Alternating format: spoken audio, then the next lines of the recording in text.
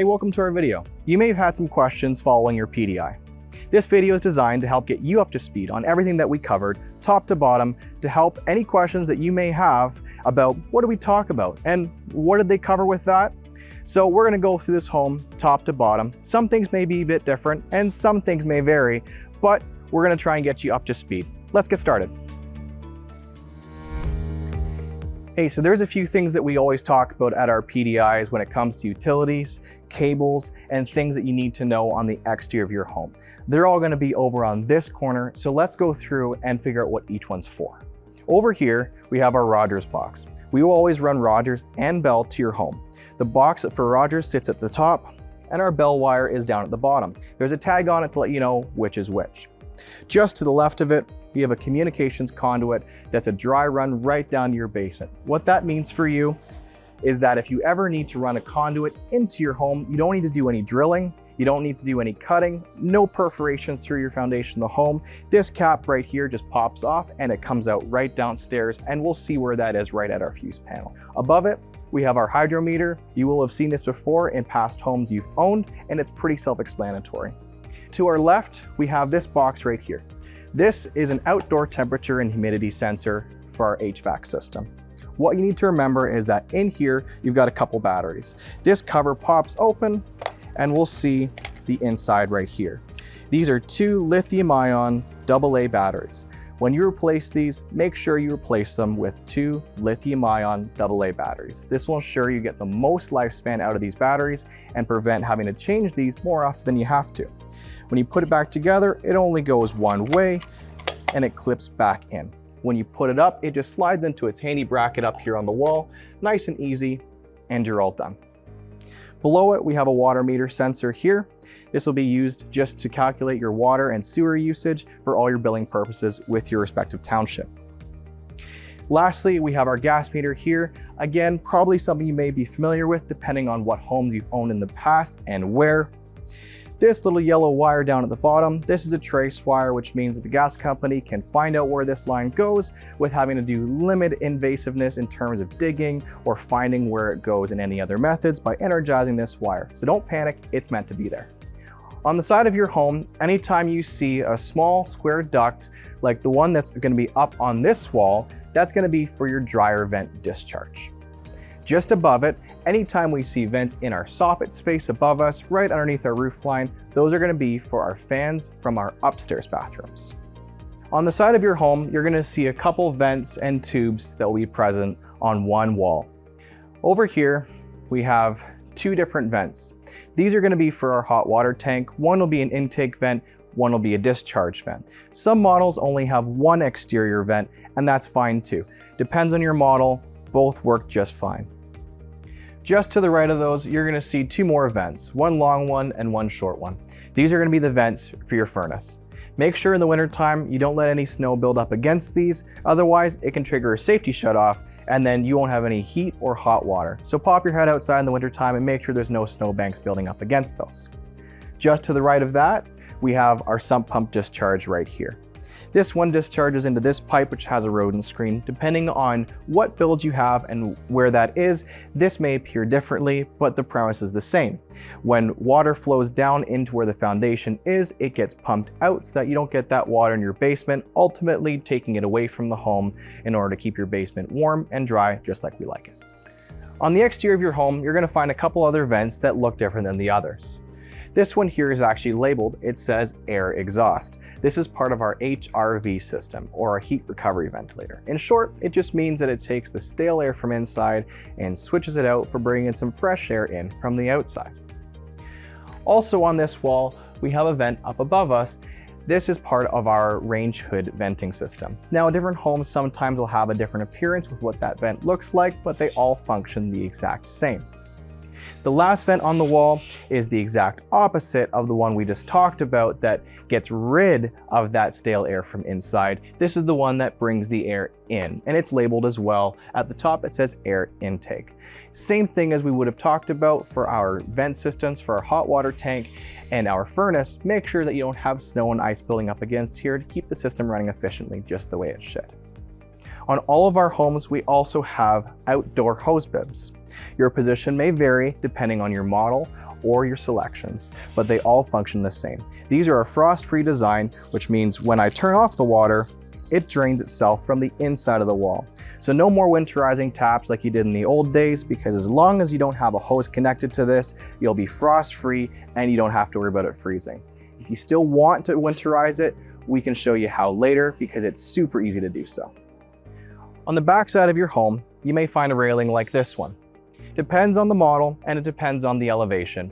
But if you do find a railing like this, it's meant to be there. This is going to be present for you at time of close so that nothing and nobody falls out of this door. We have to make sure that's on just for safety, but once you have possession of your home, you're welcome to remove it at your convenience.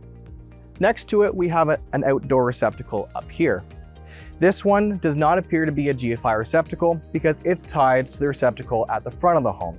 Now, in some homes, the rear receptacle may be the one that's that GFI or the front, but both are going to function together to make sure that you're protected from any electricity coming in contact with the ground. Depending on your selections, you may have chosen to have a gas fireplace installed. If you did, you're going to find a vent much like this one on the exterior of the home. It's pretty maintenance-free, you don't have to do much with it, but just so you know, that's what it's there for, because it looks a little bit different than the other ones. Here in our front porch, we have an exterior outlet. This is a GFI outlet that's tied to the one at the rear of the home. That means if you're ever using something in the backyard and you lose power to it after it comes in contact with water, simply come to the front of the porch and press the reset button to get back in business. Below us, we also see a perforation in our brick. This is completely intentional and is designed to allow airflow to go up into behind the wall and to remove condensation and moisture to keep the house happy and healthy. If in your selections you've chosen to have a garage door opener installed and a remote keypad installed, you're going to find this unit on the side of the garage here. To operate it, all you have to do is enter your code and hit enter, which will roll up your door, and to close it, just hit enter and it will close on its own. No need to enter the code.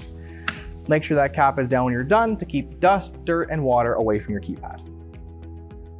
Inside our garage, we're going to find a hose bib much like the one on the exterior of the home. It functions the exact same way, featuring a frost-free design, which means as long as you don't have a hose connected to it, it's going to self-drain just like we see on the outside, making it so that you don't have to winterize it like you would with your traditional tap. Carrying on down our wall, we find a light switch and a receptacle here. This light switch controls the inside lights to our garage, and it's going to be the same as the light switch we find over here by our man door. This light switch here controls the interior lights in our garage, just as the one on the wall. Above it, we have our garage door controller here. This is the standard controller that comes with all of our garage door openers, so if you chose this in selections, you're going to find the exact same unit present in your home. The bottom switch is going to be for our light function, and the top button is going to be for our open and close function. Our garage door controller up here operates our garage door opener found over here. It has an app that you can download on your smartphone, allowing you to control your garage door remotely. It also features a drop-down camera that can rotate 360 degrees to allow you to see anywhere in your garage, so that you know if you left your garage door open, or if you want to know what the pets are doing, you can do so right inside the app. If in your home you don't have a garage door opener, you're going to find up on the roof a single wire that's going to penetrate out of the drywall right beside or near the power receptacle. That's there to provide you the ability to install a garage door opener at a later date should you choose to, and it's going to be used for your garage door opener controller, which is beside our man door. And in place of that controller that we saw in this home, there's going to be a single wire that comes out there for your controller at a later date. The other part of our garage that we want to note is down on the floor. These cracks you see here are put here intentionally. These are stress relief cracks that are designed to help prevent your floor from heaving or buckling as temperature changes. Sometimes these will be bigger, sometimes they'll be smaller, but they're always going to be present and there to help the life of your garage floor. That pretty much covers everything in our garage space, so let's head on inside and get an idea of what we're looking at on the inside of our home. Inside our home, we always have smart Honeywell thermostats installed. Like our outdoor temperature sensor, these function much the same way. They're going to measure the indoor humidity and temperature of your home, and they're also going to read that outdoor temperature sensor as well. They're very intuitive, they're very user-friendly. We leave all of your manuals and paperwork downstairs with the furnace so that if you want to know how to use it, you can. Honeywell also features a great YouTube channel which gives you lots of resources on how to function the thermostat, how to adjust your settings, create schedules, and lots more.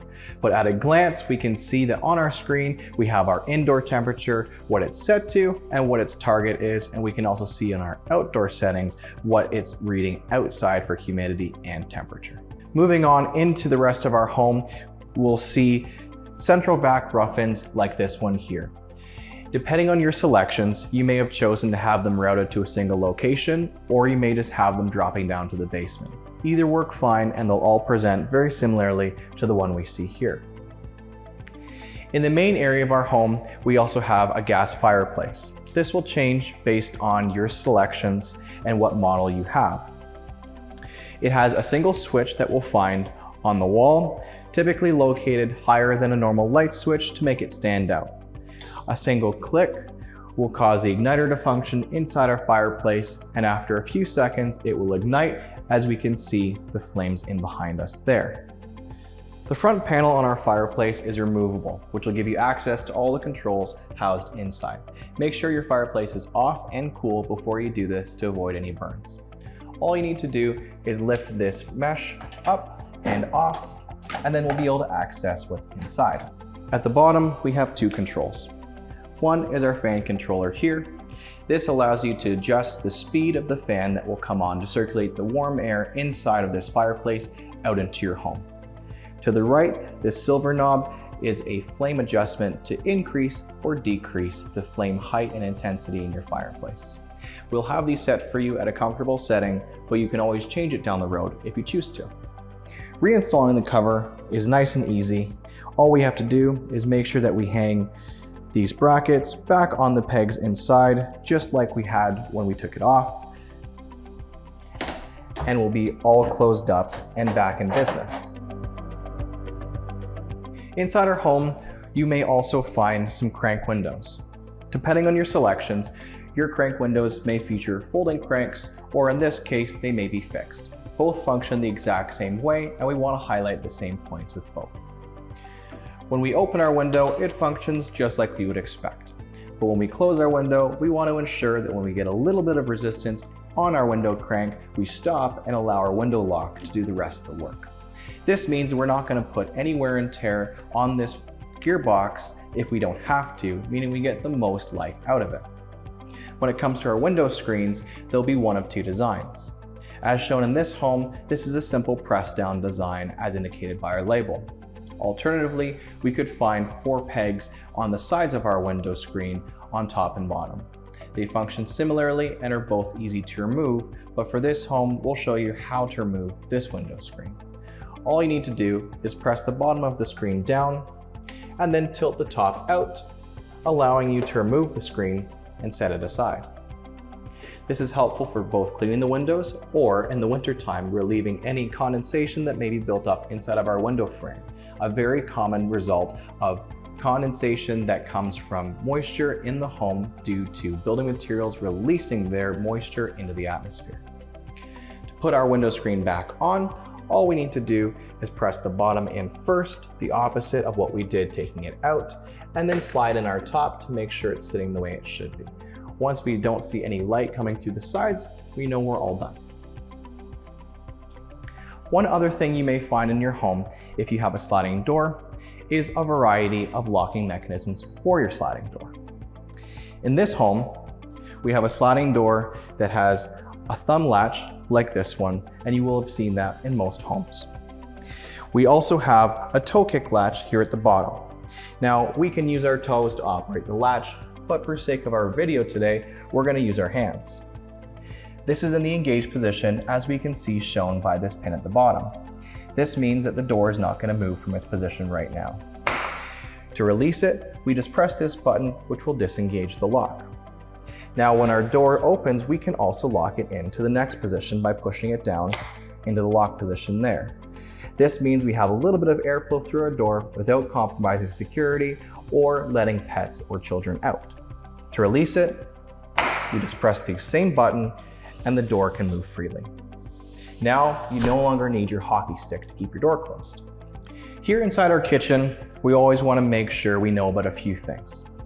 First of all, we have an outlet that's installed on the side of our island. It doesn't appear to be a GFI outlet, and that's okay because it's going to be tied to the one over on this wall.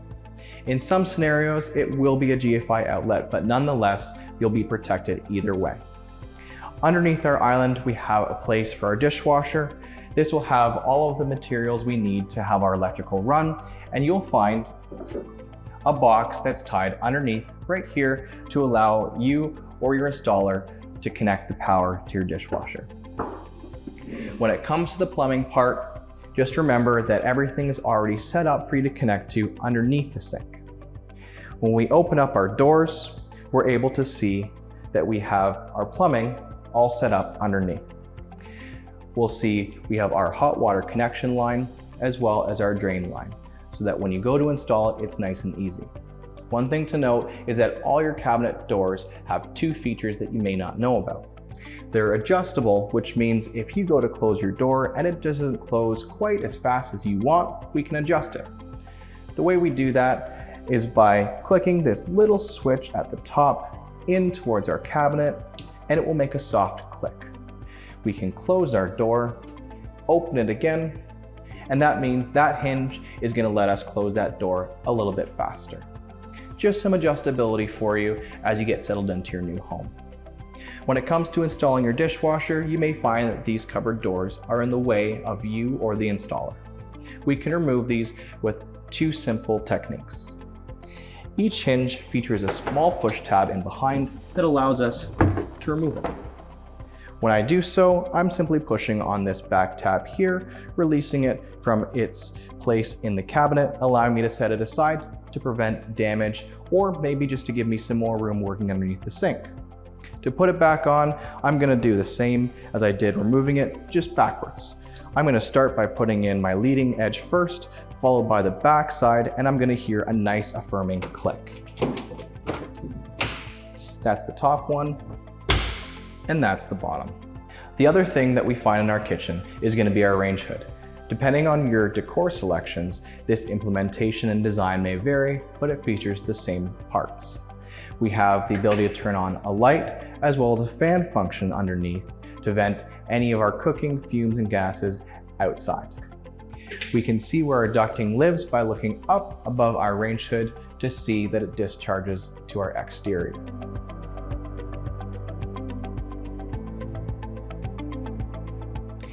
The last part of our kitchen is going to be our pantry. Now, not all kitchens have a pantry such as this one, but should you have a pantry, it's going to look much like this. This pantry does feature a motion activated light, which means when you open the door, there's no need for a light switch and it will automatically time out on its own afterwards. Depending on your selections, you may have opted to add or remove this, but we do include racking in all of our pantries and cupboards in all of our homes unless you specify otherwise. Here in the upstairs of our home, we'll find the same racking in our linen closet as we did in our downstairs pantry, or in any of our closets throughout the home, on the main floor and upstairs, unless you've indicated otherwise in your selections process. To remove our racking, it's very simple. Simply push up on the leading edge to pop it out of its clips, angle it all the way up, and you can lift it out of the rear clips. To reinstall it, simply angle it back down, pop it back into place, and you're all done. This allows you to customize the racking to your individual needs. Behind us, we have our main bath, which features a simple standalone bathtub with a grab rail that's installed for accessibility purposes. This is going to be the same in any of our builds. Here in our ensuite bath, we have a freestanding tub that was selected by our homeowners. If you have the same tub outlined in your selections, you'll want to note one simple feature, which is how to operate your tub drain. Our overflow here doubles as the operating mechanism to open and close our drain.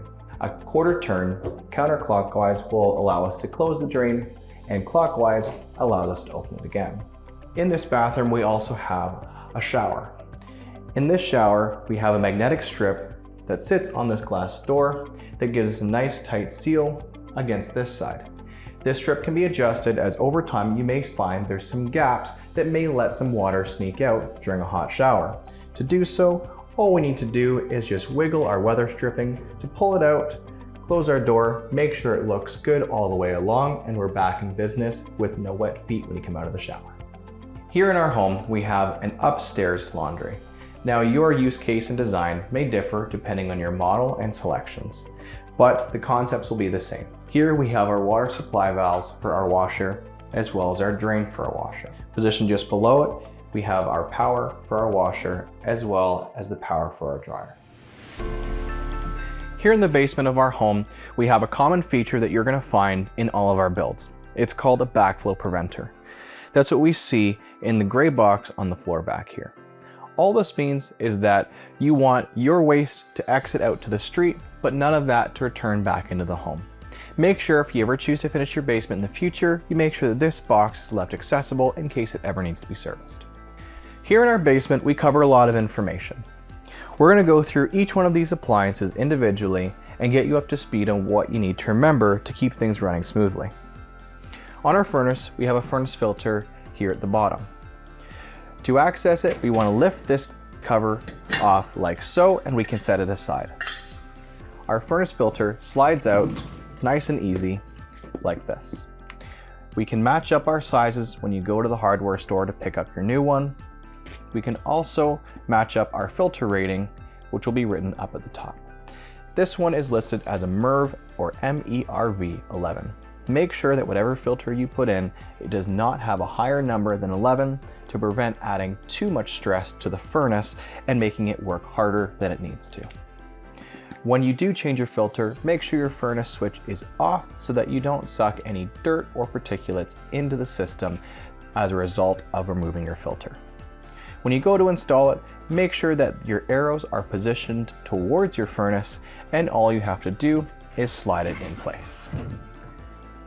When you're done, grab your cover plate, squeeze your bottom tabs together, insert it into the bottom of the filter housing, and then just slide it into place, and it will sit there snugly.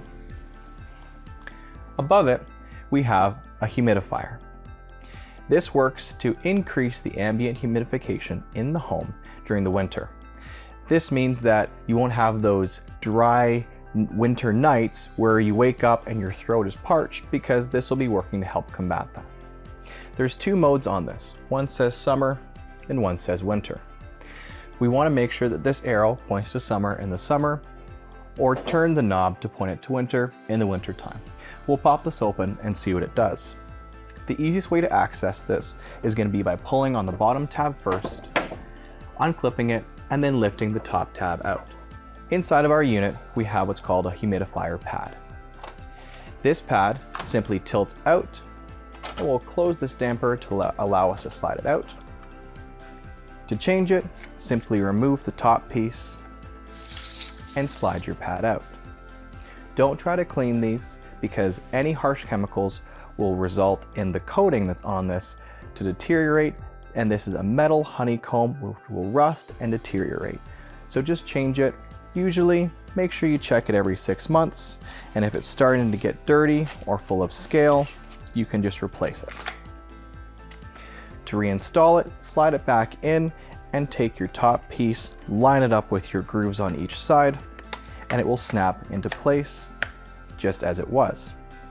When you go to reinstall it, make sure that this drain nipple is positioned into the drain hose at the bottom first, and then top. The door that we talked about earlier opens and closes a damper valve, which just says no air coming through in the summertime, or we want air to come through in the wintertime. Opening and closing it based on your seasons just reduces excess wear and tear and prevents dust and particulates from building up in this filter, wearing it prematurely when you're not using the humidifier. We're going to leave it in our summer position, since at the time of this video, we are in the summer. To reinstall your cover, go the opposite of the way you removed it. Start by inserting the top tab first, being careful to slide it between your bracket and where it sits in place. Once we get it into our top first, we can then position it into the bottom. We'll have a nice click, which will tell us we've got it in place. The next piece of equipment that we're going to talk about in the basement is our HRV system, which is this unit up above. To remove the front panel and access the filters, we're going to release our bottom clips,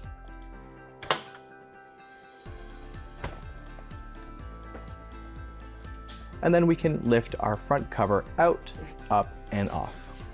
This cover is hung with these 3 tabs here, which is important to remember when we reinstall it after.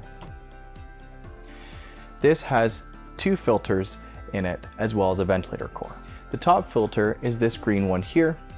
This filters air that's coming in from the outside, because as we discussed on the exterior, it is an air exchange system, meaning fresh air in, stale air out. The filter below it is going to filter the air leaving your home. These are nice and easy to clean. All you need to do is vacuum them, rinse them, dry them, and then reinstall them. For your ventilator core, it slides out on these tracks. All you need to do is give it a bit of a wiggle, pop it out, and you can take it, blow any of the dust or particulates that may be inside out of it, give it a rinse in your laundry sink, dry it, and then you can reinstall it. Reinstalling it is the exact opposite. Line up your tabs, make sure you can read the instructions on the front, and slide it back in. For our other filters, we can install them much the same way. Our green filter is going to have the fuzzy side up. It will slide in so that it covers the entire face of our ventilator core, and this last filter has a little L shape at the bottom, so it will only fit in one way. It will slide into place just the same way it came out, and we're all done. Putting our cover back on, we want to make sure that our 3 tabs here are lined up on the top. Sometimes it takes a little bit of trial and error, so be patient as you get it done the first time. You'll start with lifting it as far out as you can, putting it in place and angling it down. When your bottom forks come nice and even underneath, you know you've got it right, and your clips will come up and pull in the front cover nice and easy. For your hot water tank, it may vary from model to model. In this model here, we do have a digital display for our temperature reading. It is very easy to change this. All we need to do is press the unlock button for a few seconds in order to access our temperature controls. Once we do, we can press our up and down arrows, allowing us to change the temperature to whatever we desire. Each model of hot water tank can vary from time to time, but they function on the same principle. Featured above, we also have an anti-scald valve. This is in place so that if the minimum temperature of your hot water tank is still too warm, you can dilute your water with cold water in order to bring down the temperature further. A clockwise turn will have the valve in the closed position, meaning all of that hot water is reaching your taps. To operate the valve into the on position, you can turn it clockwise to increase the amount of cold water being added to your hot water to decrease the temperature, testing it at your closest tap as you go. On the other side, there's a simple ball valve that we can operate to close the water line that feeds our hot water tank. Next, we have our sump pump. Our sump pump operates on what's called a 2-stage plug. This operates opposite to how your toilet may operate in your bathroom. When your toilet fills up with water, the float comes up and the water shuts off. But with a sump pump, it fills up with water as it takes it away from the ground, and when the float comes up, the pump turns on. When the pump turns on, it is operated by this first plug here. This is connected to our float. When the float comes up, it'll energize this plug, which energizes our pump and allows it to discharge the water. You can test this at any time by simply plugging in the one with the orange tag, which is just our pump, into our receptacle, and we can hear it come on and discharge our water. To put it back, all we have to do is make sure the two are fit together just the way you see it, and it's left plugged in. On your sump pump, you'll also see this white piece here, which is a backflow preventer. All this means is that when the pump discharges the water doesn't fall back in and refill the sump pit again. And over here, we have our communications conduit. This is what we saw outside, beside our hydrometer with that cap on top. This allows you to run any cabling or communications lines into your basement without any cutting, drilling, or perforations through the foundation of your home. It will be located near your fuse panel, regardless of what model you have. On our fuse panel, everything will be labeled for you. Each fuse panel can sometimes present slightly differently, but the concepts will still be the same. Anywhere where you see a blue button next to a breaker is going to represent an arc fault sensing breaker. What this means is that if you were to plug in a hairdryer or a space heater that's already in the on position, you may have at some point seen a little flash when you plug it in. This is what is going to detect that flash and trigger it to shut off. When it does that, you will see it's going to sit in the middle position. You can't reset it from the middle position. You have to turn it all the way off and then all the way back on, and then you'll be back in business. It's important to note this because there are times where after a heavy lightning storm, sometimes these can be triggered. So if that happens to you, just pop downstairs and make sure all your breakers are sitting just the way they should be. Next, we have a dehumidifier. This will be installed for you prior to getting possession of your home. This functions much the opposite of your humidifier in the sense that it is going to remove excess moisture from the home, particularly in the basement. It's very common to have moisture and condensation build up in the basement as there is a lot of moisture in new building materials. So this will help to work to remove that moisture so that you have a reduced amount of condensation or moisture content in your basement. There's not much to note because it was installed in a way that self-drains, and it means no filter changes and no bucket changes for this, and it will restart after a power outage. Nice and simple, nice and easy. The next thing we want to talk about is going to be our water shutoff. We have two ways to shut off the water to the home. One is positioned before the meter. You only need to use this in the event you need to service your meter, otherwise you can leave it alone. The main way you're going to operate the water shutoff for your home is going to be with the ball valve positioned behind. A quarter turn so that it runs perpendicular to your pipe will let you know that the water is in the off position. A quarter turn back to where we started is going to be in line with our pipe, letting us know that the water is flowing through. Lastly, we have a copper core that is going to work as a heat recovery system for hot water in the home. As you take a hot bath or a hot shower, that water is going to come down this core, warm up the middle of it, and increase the water temperature that's feeding your hot water tank, thus improving the efficiency and giving you a little bit of energy savings on your monthly bills. The last thing we want to talk about in the basement of this home is going to be our outside hose shutoff. Now, like we talked about earlier, they are frost free, which means as long as you don't have a hose connected, you don't have to winterize them. However, some homeowners like to winterize them for peace of mind and just to take an extra step to protect against any freezing or damage. All you need to do is operate the ball valve so it is perpendicular to your pipe, and then you're all done. The water is shut off to the outside tap, merely open it to drain out any pressure and water, and you're all done. To reverse the process, simply open it back up so that the lever is functioning in line with your pipe and you're good to go. Hey, thanks for watching our video. We hope that this was an informative time that got you up to speed on all the inner workings of your new home. This can be an overwhelming process, so please don't hesitate to reach out, ask us any questions you may have. We're always here to support you. So on behalf of all of us at Devonleigh Homes, thank you for buying a Devonleigh home.